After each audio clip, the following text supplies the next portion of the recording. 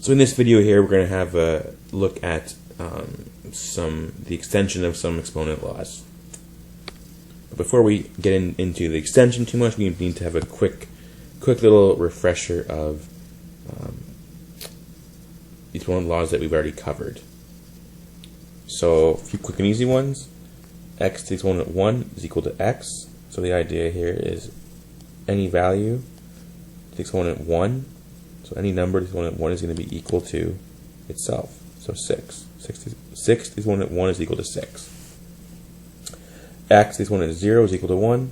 So any number to the exponent 0 is going to be equal to 1.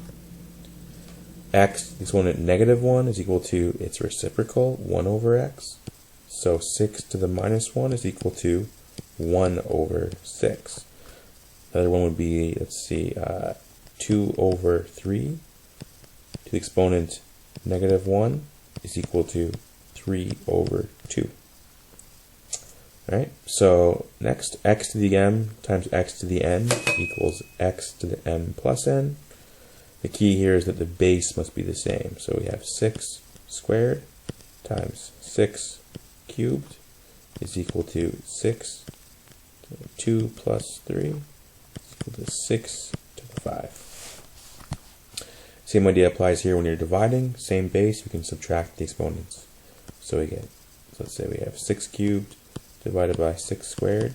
It's going to be equal to 6 to the 3 minus 2 is equal to 6 to the 1. You know, it's equal to just 6. Yep. A couple more.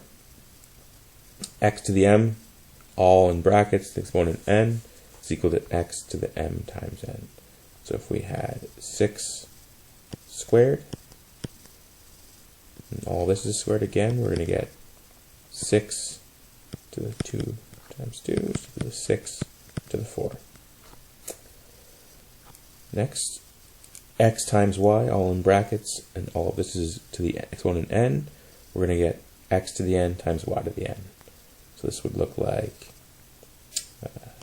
6x squared is going to be equal to 36x squared.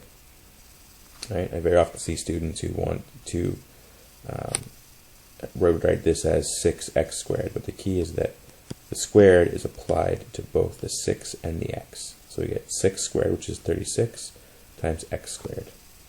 The same idea applies here if we had division. So in this case, the 2 is applied to both the numerator and the denominator. So we get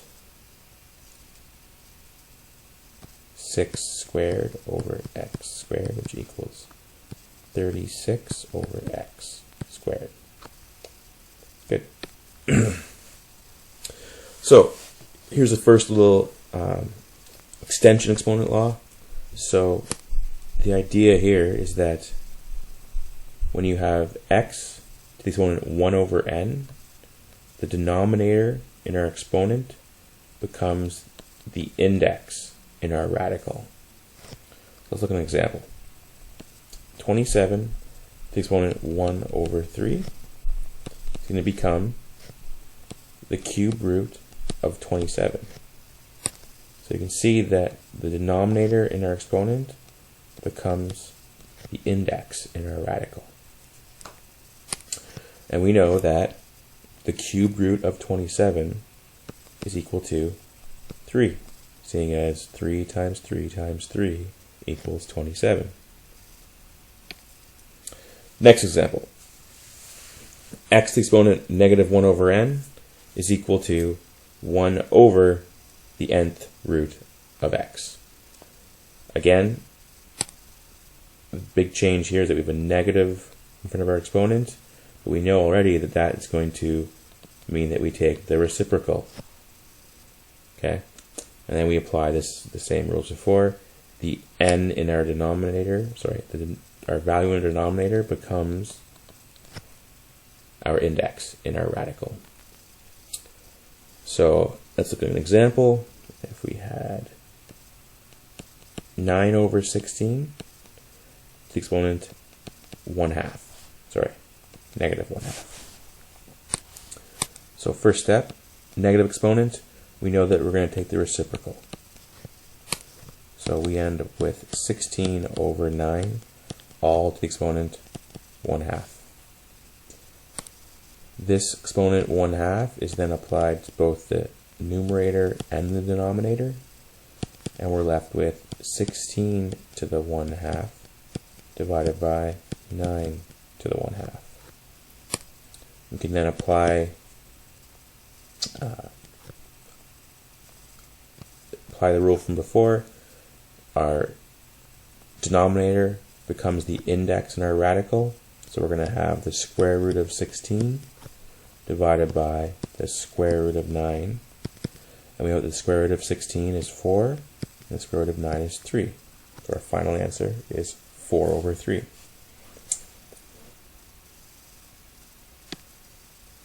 Next one, x to the exponent m over n is equal to the nth root of x all to the exponent m, which is equal to the nth root of x to the exponent m. Again, let's take a quick look at an example, and that should help clarify this rule. So if we have 27 to the exponent 2 over 3. First step I would take is to split apart this exponent using some of the original exponent laws that we reviewed at the beginning of this video.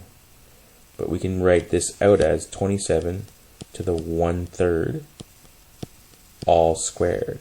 And using the original exponent laws, we can see how this is equal to this. And we haven't really changed anything, we just rearranged it slightly. And from here, we know from our previous law that we just showed in the previous slide that 27 to the 1/3 can be written as the cubed root of 27. And again, this is all still squared. And the cubed root of 27 is equal to 3. And we're still squaring this, and 3 squared equals 9. Right? Little change here, we've just again, very similar to the last one, we've thrown in a negative, which again means we take the reciprocal. So let's look at an example. We'll again use our 9 over 16. So 9 over 16 to the exponent negative 3 over 2. So step 1, negative exponent, we know that we need to take the reciprocal. So we get 16 over 9 to the 3 over 2. Again, I would write this out, I split this apart, so that we get 16 to the 1/2 over 9 to the 1/2. All of this is still cubed. All I've done is taken the 1/2 component, so the 2 in the denominator, and brought it into the brackets. So we get 16 to the 1/2, which we know is equal to the square root of 16 over the square root of 9, all cubed. The square root of 16 is equal to 4. The square root of 9 is equal to 3. This is all cubed. 4 cubed is equal to 64. 3 cubed is equal to, 9. 3 squared is 9. 3 cubed is equal to 27. There's our answer.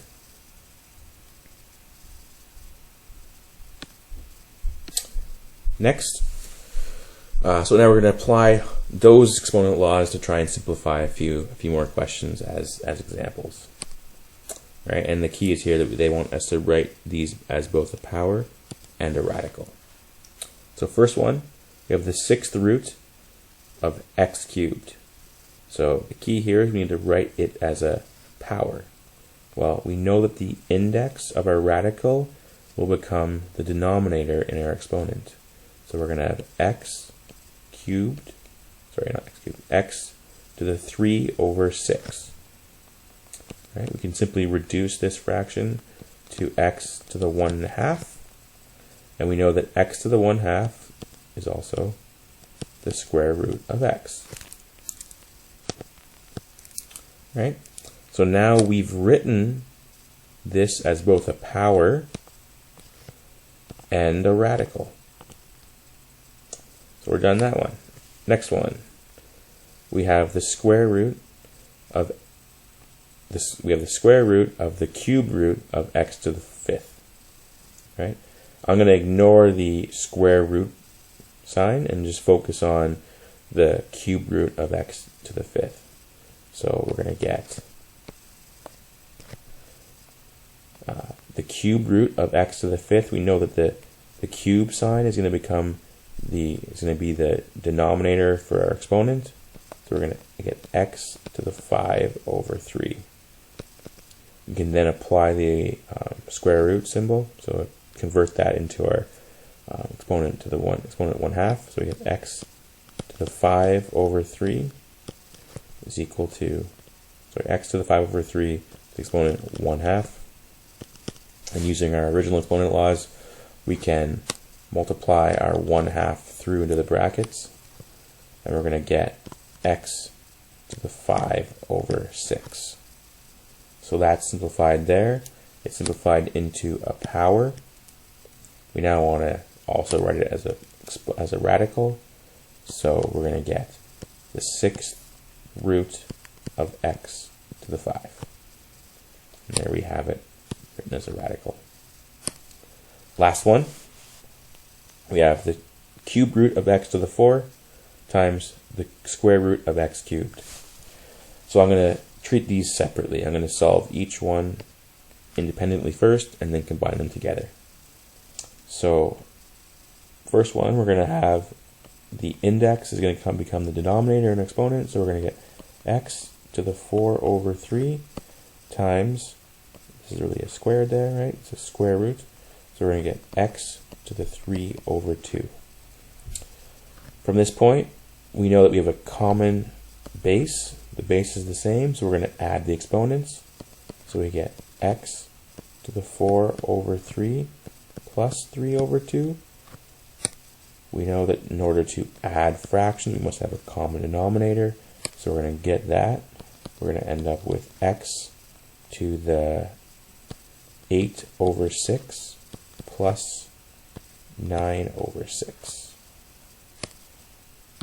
And we get x to the 17 over 6. And there we've simplified it as far as we can. It's written as a power. We must also write it as a radical. So we're going to get the 6th root of x to the 17. And there. Finished. Okay, so using the exponent laws that you've just seen, I'd like you to try these 4 questions. All right, the key is that you cannot use a calculator. Feel free to use one to check your work, but you must be able to simplify these down without the use of a calculator. Good luck.